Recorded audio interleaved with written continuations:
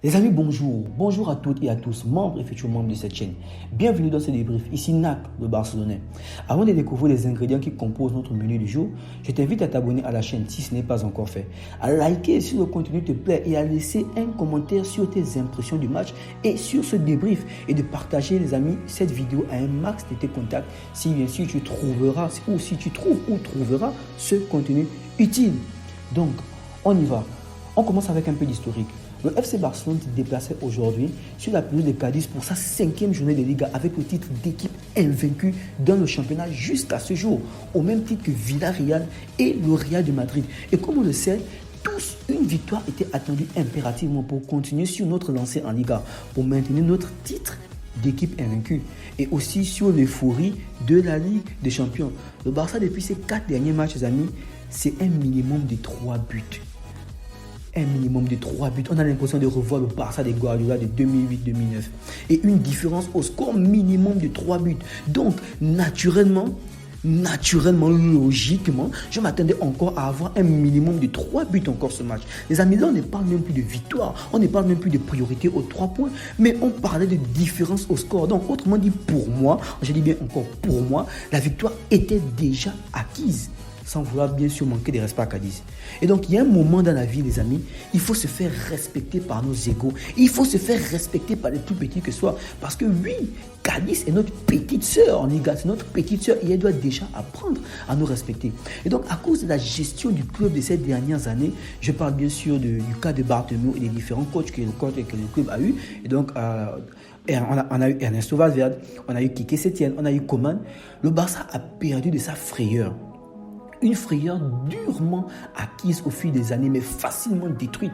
Ces dernières années, Cadiz semblait avoir oublié qui est le Barça. Le Barça est l'équipe qui a obtenu le plus de victoires dans l'histoire de la Liga contre Cadiz, avec un total de 19 victoires et 59 buts marqués contre 5 matchs nuls et 4 défaites. Donc, autrement dit, le Barça, nous sommes la bête noire de Cadiz. Mais au cours des 4 derniers matchs, face aux Andalous, donc face à Cadiz, le Barça a été incapable de remporter un seul match. Ces 4 matchs, 2 défaites. Dans ces 4 matchs, le Barça a eu 2 défaites et 2 matchs nuls. Mais cette saison, Cadiz venait se mesurer au Barça avec 0 point pris en 4 matchs, les amis.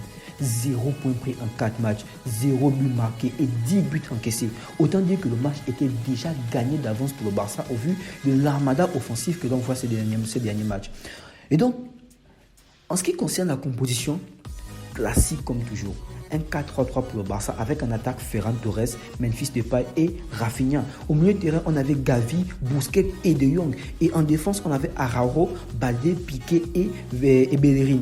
Et donc, en fait, lorsqu'on voit la composition, on se rend compte, Xavi nous montre ici par cette composition que tous les membres de l'équipe sont importants. Car connaissant la mentalité de Xavi, perso, je ne crois pas qu'il ait pris Cadiz de haut.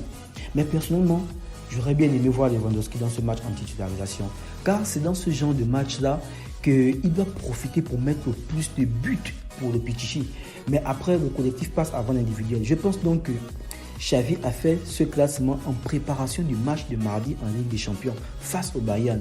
Mais pour ce qui est du reste des postes, c'était du costaud, les amis. C'est du costaud qu'on a eu. Et c'est là où on se rend compte de la profondeur du banc de Barcelone. Mais entre nous, sincèrement, sur papier, l'équipe que Xavi nous a mis, elle était bonne. Mais personnellement, les amis, la première mi-temps ne m'a pas pris. L'attaque n'a été que peu d'état. La première mi-temps m'a ennuyé à mourir. Il y a eu beaucoup de déchets techniques, beaucoup de ratés. Une première mi-temps très ennuyeuse, vraiment ennuyeuse. Et personnellement, je n'ai quasiment rien à dire sur la première mi-temps. On a eu des ratés. On aurait dit des joueurs de deuxième division. Ferran Torres, je ne parle même pas. Nul. En tout cas pour moi, nul. Depay, nul. Rafinha, sa première mi-temps aussi, elle était nulle. Ils ont tout raté. Ils ont raté tout ce qu'ils ont tenté. Et donc, à part la frappe de Rafinha en première mi-temps qui a tapé sous le poteau, il n'y a rien à dire sur la première mi-temps.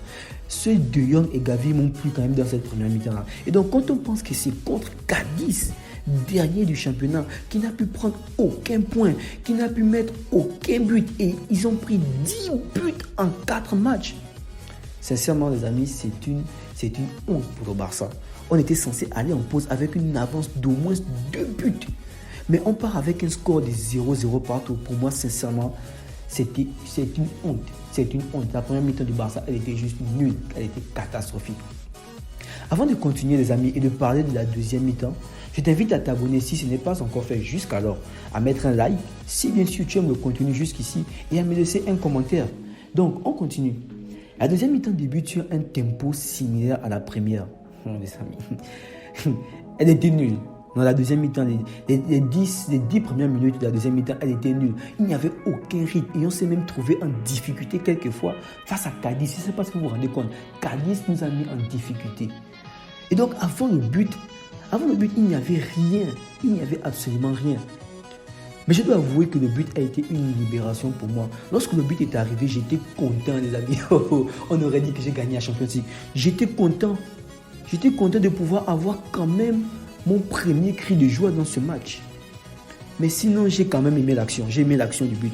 Parce qu'on va pas se mentir, l'action pour moi, elle était belle. C'était une passe de Rafinha pour Gavi dans le dos de la défenseur.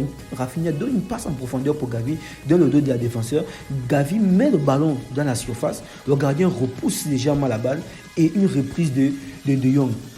Et donc, en fait, les performances du Barça en première mi-temps et les performances du Barça en début de seconde mi-temps ont obligé Xavi à faire des changements et des changements qui sont très intelligents. Il sort Depay pour faire entrer Lewandowski, il sort Ferran Torres pour faire entrer Dembélé et il sort Gavi pour faire entrer Pedri. Les amis, on a eu un deuxième Barça à partir de ce moment-là. À partir de ce moment, c'était un deuxième Barça. Après ces changements, pour ceux qui ont regardé le match, le Barça a commencé à aller mieux.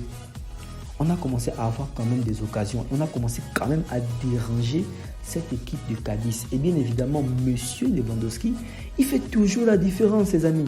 Il fait toujours la différence et il creuse l'écart. Il creuse l'écart en inscrivant le deuxième but du Barça à la 65e minute. Dans quoi? Dans un style de 9 pur, un style de renard de surface. Lewandowski, c'est 9 buts en 6 matchs. C'est juste fantastique. En tout cas, pour ceux qui se plaignaient, qui disaient Lewandowski, il est trop vieux, le Barça prend des joueurs vieux, il ne sera pas au top. J'espère que pour eux, ces stats-là vont leur permettre de se taire. 9 buts en 6 matchs, s'il vous plaît. S'il vous plaît, on demande pardon même. 9 buts en 6 matchs. Et j'espère que Xavi prend note dans ce match. Parce que des joueurs comme Memphis Depay, vraiment, les amis, Memphis Depay, vraiment, les joueurs comme Memphis Depay, ils ne savent pas profiter des occasions. Ou alors, ce sont des joueurs qui doivent entrer uniquement lorsque le match est plié. Un peu comme lorsqu'il est entré face au Victoria Pilsen. Là. En fait, c'est des joueurs qui doivent venir juste mouiller le maillot. Mais s'il faut dire qu'on compte sur lui pour ramener des points, je ne suis pas du tout serein. Vraiment trop de déchets techniques face à Cadiz. Je répète, face à Cadiz, dernier du championnat qui n'a pu mettre aucun but et prendre aucun point en 4 journées. Sans vouloir manquer de respect à Cadiz, bien sûr, je le répète. La deuxième mi-temps, en ce qui concerne Rafinha, la deuxième mi-temps de Rafinha, moi, elle m'a beaucoup plu. Elle m'a beaucoup plu. Elle était quand même à l'image du Rafinha qu'on voit ces derniers matchs. Et bien qu'il aurait pu faire plus. Et je pense que Xavi le sort pour donner quelques minutes à Ansu Fati et pour permettre à Rafinha de se reposer, car je pense que Xavi va le titulariser en attaque pour le match de Ligue des Champions face au Bayern.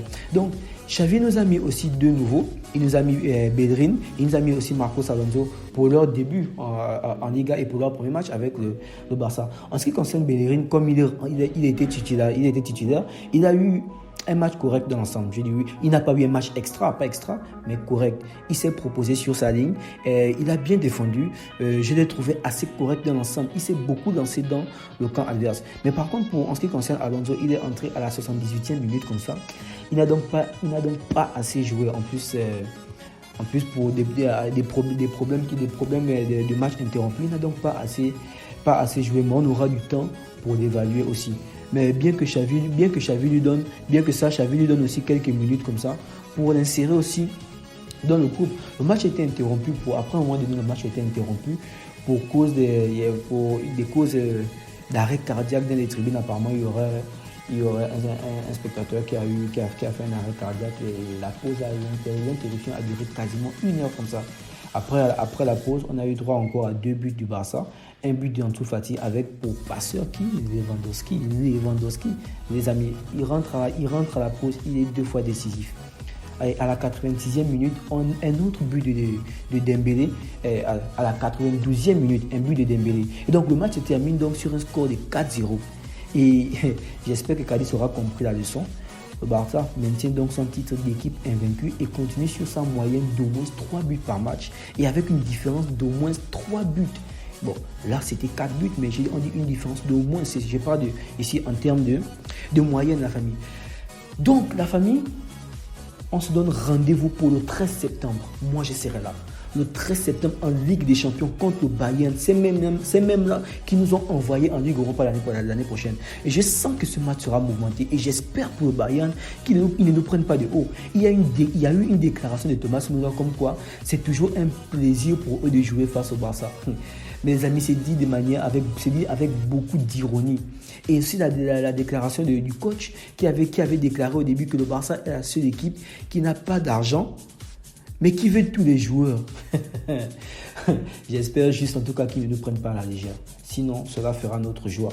Mais peu importe, moi je vois une victoire du Barça avec un doublé de Lewandowski. C'est ma prédiction. On viendra en parler prochainement sur cette chaîne. Donc merci à tous pour votre soutien les amis. Merci à tous pour votre soutien. Le début prend fin ici.